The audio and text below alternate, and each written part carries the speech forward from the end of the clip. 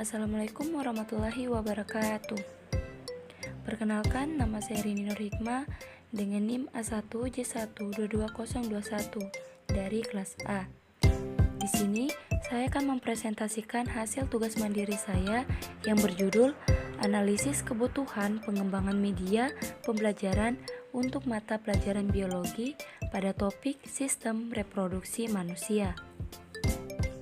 Pertama, saya akan menjelaskan tujuan dan pentingnya analisis kebutuhan.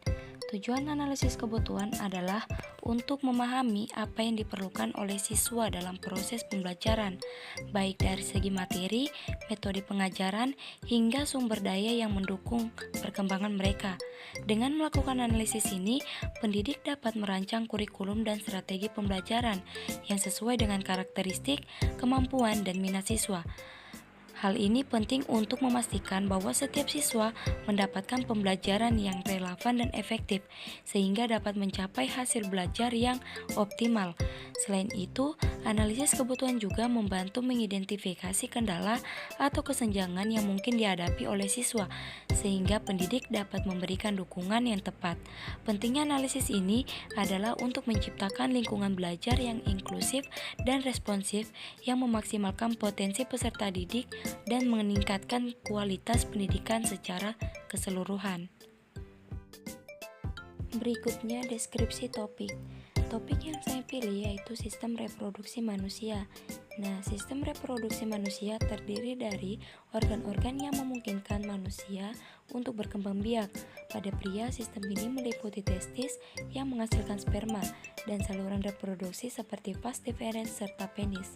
Nah, pada wanita, sistem reproduksi mencangkup ovarium yang menghasilkan sel telur serta saluran reproduksi lainnya seperti tuba falopi, rahim, dan vagina. Kemudian, temuan dari analisis kebutuhan.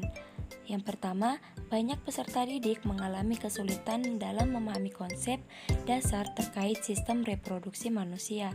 Kedua, materi yang disajikan secara monoton, tidak efektif untuk menjangkau semua peserta didik.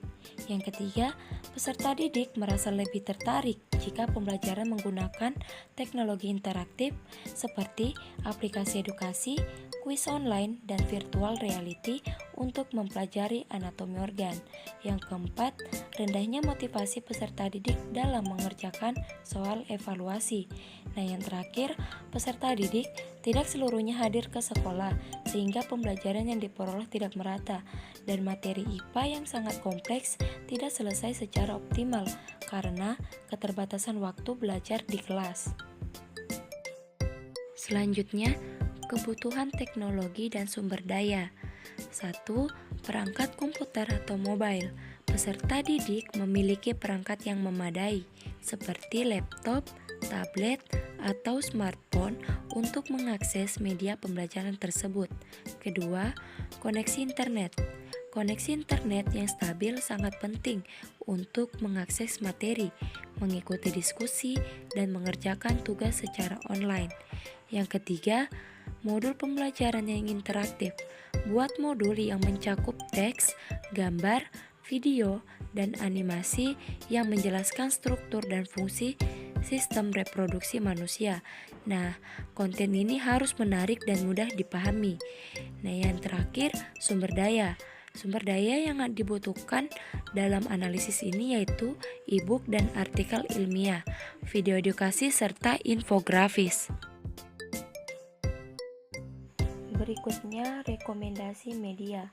Media yang direkomendasikan pada analisis kebutuhan ini yaitu media pembelajaran alternatif, yaitu e-learning berbasis Moodle. Alasannya, karena media yang digunakan saat ini seperti slide PowerPoint, alat laboratorium, video melalui proyektor, dan buku teks, media tersebut disinyalir kurang menarik bagi peserta didik. Dapat dilihat dari rendahnya minat baca peserta didik terhadap materi yang diajarkan.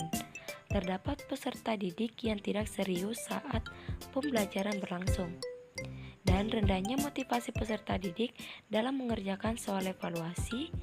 Kendala berikutnya yang disampaikan oleh guru yaitu peserta didik tidak seluruhnya hadir ke sekolah sehingga pembelajaran yang diperoleh tidak merata dan materi IPA yang sangat kompleks tidak selesai secara optimal karena keterbatasan waktu belajar di kelas. Sehingga media pembelajaran berbasis Moodle dapat dijadikan sebagai salah satu alternatif bentuk media pembelajaran yang digunakan guru dan peserta didik dalam proses pembelajaran tersebut. Penjelasan terakhir yaitu rencana implementasi media yang direkomendasikan. Implementasi media pembelajaran Moodle di sekolah untuk topik sistem reproduksi manusia dimulai dengan membuat kursus yang terstruktur, mencakup materi dasar seperti fungsi organ reproduksi, fertilisasi, dan perkembangan embrio. Materi ini dapat diunggah dalam bentuk teks, video, atau presentasi, sehingga mendukung berbagai gaya belajar siswa. Guru dapat menggunakan fitur kuis dan tugas di Moodle untuk mengukur pemahaman siswa, sementara forum diskusi dimanfaatkan untuk meningkatkan interaksi. Kemudian fitur Gradebook akan membantu guru memonitor nilai siswa secara otomatis, dan completion tracking memungkinkan pemantauan kemajuan belajar secara real time. Sekian presentasi dari saya, adapun kurang dan lebihnya mohon dimaafkan. Saya kiri dan ucapan wabillahi taufiq walhidayah. Wassalamualaikum warahmatullahi wabarakatuh.